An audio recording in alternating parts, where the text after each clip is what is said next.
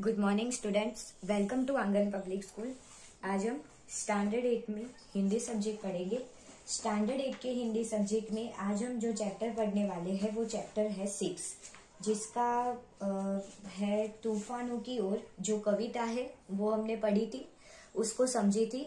आज हम कविता का भावार्थ फिर से समझ के उसकी एक्सरसाइज समझेंगे। चैप्टर 6 तूफानों की ओर जो है कविता, जिसके कवि है शिव मंगल सिंह और जिसका पेन नेम है सुमन। तो इसमें उसका सरल अर्थ दिया है, तो एक बार वो समझ लेते हैं और फिर से क्वेश्चन आंसर रिवाइज करते हैं।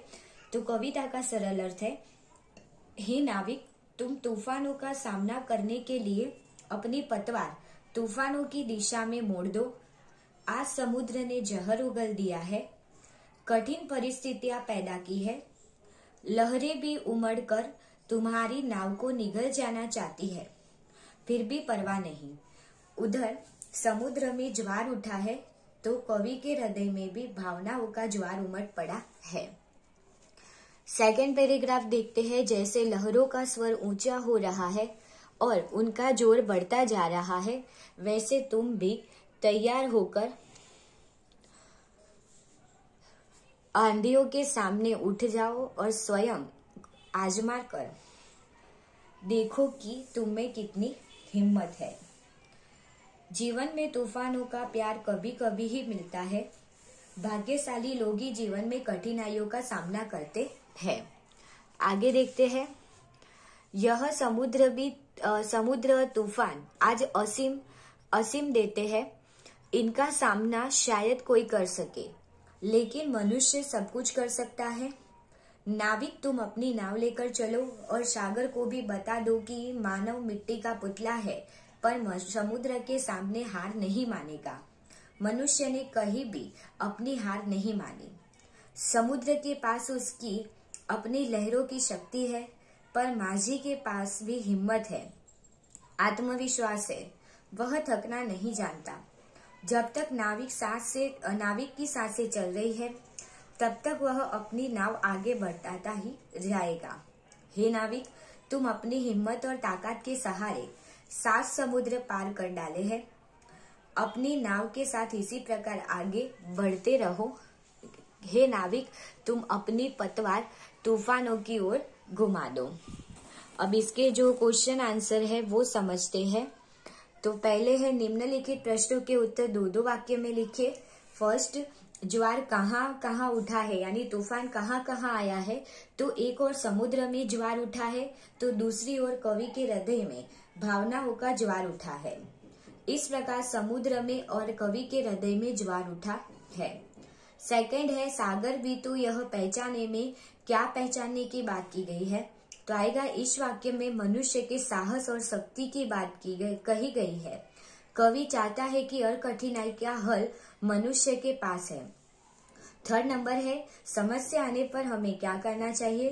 तो समस्या आने पर हमें भयभीत नहीं होना चाहिए, शांत और धीरज से समस्या का हल खोजना चाहिए या समस्या का सामना करना चाहिए। इस अंधड़ में साहस तोलो का क्या अर्थ है। इसका अर्थ है कि यह तुम्हारे साहस की परीक्षा का समय है। ऐसे कठिन समय में ही मनुष्य को अपने आप को परखने का मौका मिलता है। आगे है सेकंड नंबर, निम्नलिखित प्रश्नों के उत्तर लिखिए। फर्स्ट, कवि नाविक से क्या कहता है। तो कवि नाविकों से कहता है कि तुम तूफानों से मत घबराओ, तुम उनका सामना करने के लिए अपनी पतवार उन्हीं की दिशा में मोड़ दो। तुम का सामना करके देखो कि तुम में कितनी ताकत है। तुम असीम सागर को की बता दो कि मानव मिट्टी का पुतला होने पर भी तूफानी सागर से कभी हार नहीं मान सकता। अपना साहस दिखाने के ऐसे मौके बड़े भाग्य से मिलते हैं। आगे है, समुद्र ने कैसा रूप धारण किया है। तो समुद्र में बड़े जोर का तूफान आया है। उसे देखकर ऐसा लगता है कि जैसे वह जहर उगल रहा हो। समुद्र से लहरें इस प्रकार उठ रही है जैसे माझी की नाव से निगल जाएगी। तूफानी समुद्र ऐसा लग रहा है जैसे उसका सामना कोई नहीं कर सकता। सागर के ज्वार ने कठिन परिस्थितियां पैदा कर दी है। तूफानी समुद्र आज अपनी असीम शक्ति दिखाने पर तुला हुआ है। इस प्रकार समुद्र ने बड़ा उग्र स्वरूप धारण किया है। आगे है थर्ड नंबर, तूफानों की ओर घुमा दो नाविक निज पतवार, ऐसा कवि ने क्यों कहा है। तूफान कठिनाइयों का प्रतीक है। कठिनाइयों से घबराकर भागना कायरता है, यानी कि वो डरपोक लोगों की निशानी है कि हर कोई कठिन परिस्थिति में रोता है।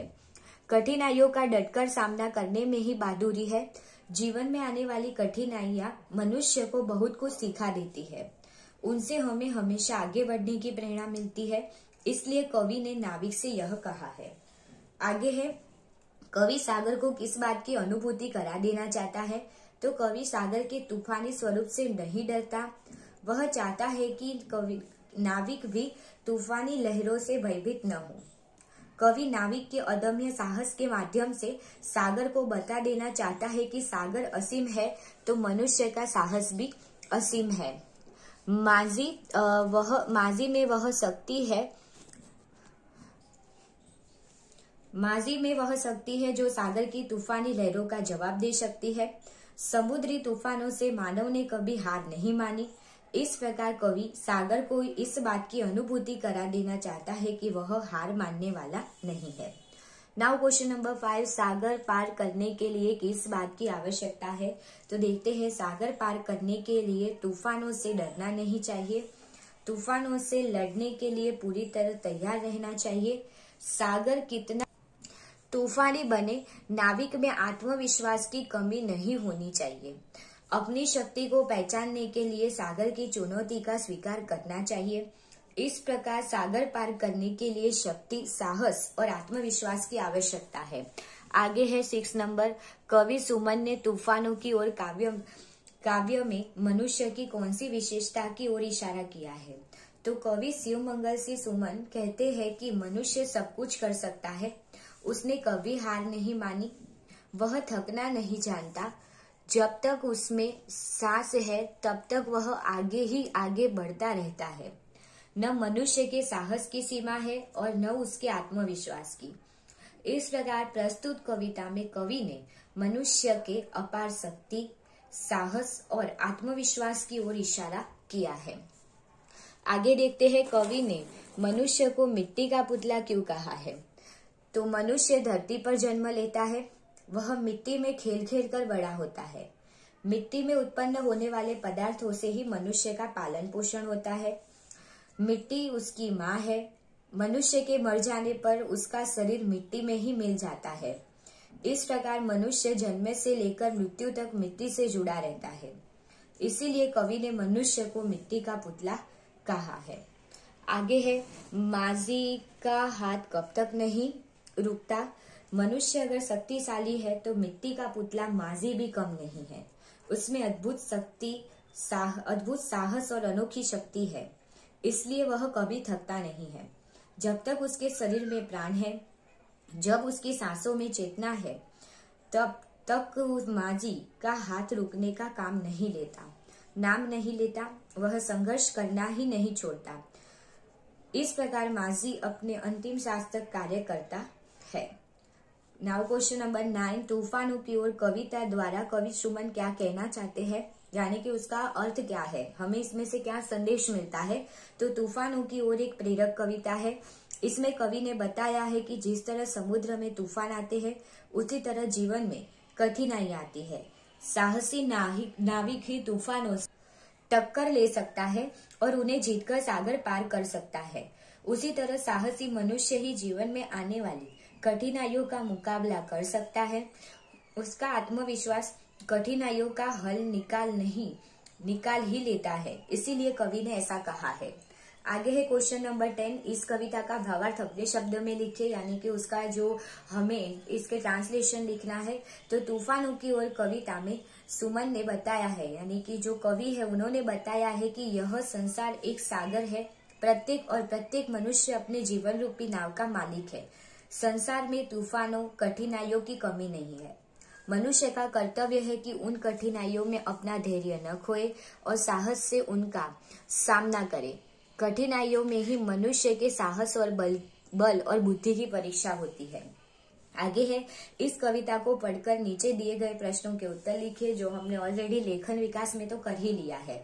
तो देखते हैं किताबें कुछ कहना चाहती है, यानी किताबें हमें कुछ कहना चाहती है। किताबों में चिड़िया चहचहाती है, यानी कि किताबों में जो चिड़िया है उसकी भी कहानी है। किताबों में खेतियां लहलहाती है, यानी किताबों में जो एग्रीकल्चर है उसका भी ज्ञान इसमें दिया गया है। किताबों में झरने गूंजते हैं, यानी कि उसमें प्रकृति की बात की गई है। परियों के किस्से सुनाती है, यानी कि उसमें परियों की कहानियां है। किताबों में रॉकेट का राज है, किताबों में साइंस की आवाज है। रॉकेट का राज यानी कि किताबों में क्या है कि रॉकेट बनाने की भी बात बताई गई है और उसमें साइंस यानी कि साइंस के बारे में भी दिया गया है, यानी कि हमें किताब पढ़नी चाहिए। किताब का संसार कितना बड़ा है, यानी कि हर एक टॉपिक के बारे में हमें काफी सारी किताबें मिलती है, तो हम उसको पढ़े तो हमें काफी सारा नॉलेज मिलता है। किताब में ज्ञान की भरमार है। बताया गया है कि हम किताब पढ़ेंगे तो क्या मिलेगा, हमें ज्ञान मिलेगा।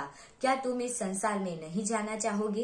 किताबें कुछ कहना चाहती है, तुम्हारे पास रहना चाहती है।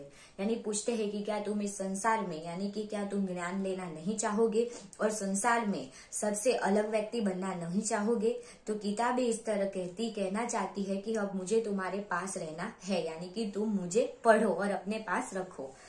अब क्या है, सही उत्तर पर राइट का निशान लगाइए तो देखते हैं किताबों में कौन कौन चहचहाता है, तो आएगा तोता, मोर, चिड़िया। तो आंसर क्या आएगा, चहचहाता कौन है, तो आंसर आएगा चिड़िया। तो वहां राइट करते हैं। किताबें किसके किस्से सुनाती है, तो किसके आएगा, तो आएगा परियों के। तो राजा के, परियों के, किसान के, तो आंसर आएगा परियों के। किताबों में किसके लहलहाने की बात है, तो दिखा है तो खेतियों के, झरनों के या बाग के, तो आएगा खेतियों के। अब क्वेश्चन नंबर 2, नीचे दिए हुए शब्दों का वाक्य में प्रयोग कीजिए, यानी कि आप लोगों को जो वर्ड दिया है उस पर से वाक्य बनाना है। परियां, मुझे परियों की कहानी अच्छी लगती है। किस्सा, राम ने मुझे एक किस्सा सुनाया। संसार, यह संसार बहुत बड़ा है। भरमार, मेले में खिलौने की भरमार थी। आगे देखते हैं क्वेश्चन नंबर 3, निम्नलिखित प्रश्नों के उत्तर लिखिए। किताबों में क्या क्या है, तो किताबों में चिड़ियों की चहचहाट, खेतों का लहलहाना, झरनों का गुनगुनाना, परियों के किस्से, रॉकेट का राज और साइंस की आवाज और ज्ञान का भंडार है। हमें किताबें क्यों पढ़नी चाहिए, तो किताबों से हमें तरह तरह की जानकारी मिलती है। किताबें हमारा ज्ञान बढ़ाती है, वे हमारा मनोरंजन करती है। आगे देखते हैं किताबों में ज्ञान की भरमार है, ऐसा कवि ने क्यों कहा है। तो किताबों से हमें इतिहास, भूगोल, नागरिक शास्त्र आदि का ज्ञान मिलता है, यानी कि पॉलिटिक्स, विज्ञान का ज्ञान भी हमें किताब देती है। धर्म और विविध विषयों का ज्ञान मिलने से हम कह सकते हैं कि किताबों ज्ञान की भरमार है। इस काव्य को उचित शीर्षक दीजिए, तो आएगा किताबें। नाउ क्वेश्चन नंबर 4, चित्र देखकर दिए गए शब्दों की मदद से छोटी सी कहानी बनाकर लिखिए। यानी कि आप लोगों को जो शब्द दिए गए हैं तो वो चित्र को देखकर वो शब्द का इस्तेमाल करके क्या करना है, छोटी सी कहानी बनानी है। तो शब्द देखते हैं, सुबह, घर, मेला, खिलौने वाला, ढेर सारे, बच्चे, जगाना, खरीदा, खुश, मुर्गा, रात, बक्सा और गांव। तो इस पर से कहानी बनाते हैं। तो एक गांव था, उस गांव में बहुत बड़ा मेला लगा था। कई सारे बच्चे उस मेले में गए थे। सुबह का वातावरण खुशनुमा था। मेला घर के नजदीक में था। मेले में खिलौने वाले के पास ढेर सारे खिलौने देखकर बच्चे खुश हो गए। मेले में एक मुर्गा था। सुबह का समय होने के कारण मुर्गा बांग देकर सबको जगा रहा था। बच्चे मेले में से खिलौने खरीद रहे थे। मेले में खाने पीने की चीजों की भी दुकान थी। बच्चे बड़े मजे से मिठाइयाँ खा रहे थे। पूरे दिन मेले में घूमकर बच्चे थक गए थे। रात का समय हो रहा था। बच्चे घर वापस लौट रहे थे। घर जाकर कुछ बच्चों ने बक्से में खिलौने रख दिए।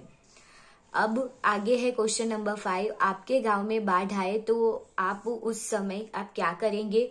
गांव छोड़कर चले जाएंगे या गांव वालों की मदद करेंगे? अपने विचार कारण सहित लिखिए। यानी कि आपके गांव में बाढ़ आए तो आप क्या करोगे? गांव छोड़कर चले जाओगे या गांव वालों की मदद करेंगे? तो गांव छोड़कर जाने की तो बात हो ही नहीं सकती, तो हम क्या करेंगे? गांव वालों की मदद करेंगे। तो गांव में बाढ़ आए तो मैं अपने गांव में ही रहूंगा और मैं अपने गांव के लोगों की मदद करूंगा। गांव पर आपत्ति आने पर गांव को छोड़कर भागना तो कायरता है। आपत्ति के समय गांव वालों की मदद करना हमारा कर्तव्य है। मैं गांव वालों की जरूरतों को पूरा करने का प्रयत्न करूंगा। उस समय यही मेरा धर्म रहेगा और मैं उसे साहसपूर्वक इस धर्म का पूरी तरह पालन करूंगा। आगे है, निम्नलिखित कहावतों का वाक्य में प्रयोग कीजिए। फर्स्ट, उल्टा चोर कोतवाल को डांटे। तो इस तरह वाक्य में प्रयोग करना है कि गलती तुम्हारी है और दोष तुम मुझे दे रहे हो। न रहेगा बांस न बजेगी बांसुरी, यानी कि समस्या के कारण को ही नष्ट कर देना। 4 दिन की चांदनी अंधेरी रात, तो उसका है कि चमक दमक कुछ क्षण तक ही रहती है, फिर अंधेरा और चमक दमक नष्ट हो जाती है। अब पछताए क्या हो जब चिड़िया चुग गई खेत। तो समय पर मेहनत न करने के बाद मेहनत करने से कोई सफलता प्राप्त नहीं होती। नाउ क्वेश्चन नंबर 7, नीचे दिए गए वाक्यों में से रेखांकित शब्दों के विशेषण बनाइए और उनका वाक्य में प्रयोग कीजिए।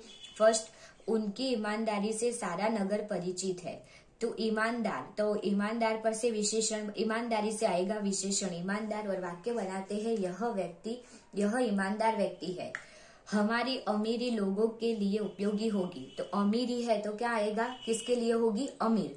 तो अमीर है वो विशेषण बनेगा, तो सेठ अमीर है। हिमालय पर्वत की ऊंचाई देखने लायक है। तो ऊंचाई है वो भाववाचक संज्ञा है और विशेषण बनाना है तो आएगा ऊंचा। तो हिमालय ऊंचा पर्वत है। लक्ष्मीबाई वीरता पूर्वक लड़ी। तो वीरता है वो भाववाचक संज्ञा है और ता निकाल दो तो विशेषण हो जाएगा वीर। शिवाजी वीर पुरुष थे। दूसरों की बुराई करना पाप है। तो ई है वो क्या है कि वो उसको निकाल देते हैं तो बन जाएगा विशेषण। हमें किसी का भी बुरा नहीं करना चाहिए। तो स्टूडेंट, ये था आप लोगों का चैप्टर नंबर 6 जो हमने फेब का चालू कर दिया है। तो अब ये जो आप लोगों को स्क्रीन पर दिखाई दे रहा होगा तो आपको वो होमवर्क में कंप्लीट करना है। नेक्स्ट लेक्चर में हम जो यूनिट टेस्ट का रिवीजन है वो स्टार्ट कर देंगे। नाउ आप लोगों को जो भी नोटबुक या वर्कबुक कंप्लीट करने की बाकी है तो आप लोगों को वो कंप्लीट करनी है। Okay, thank you.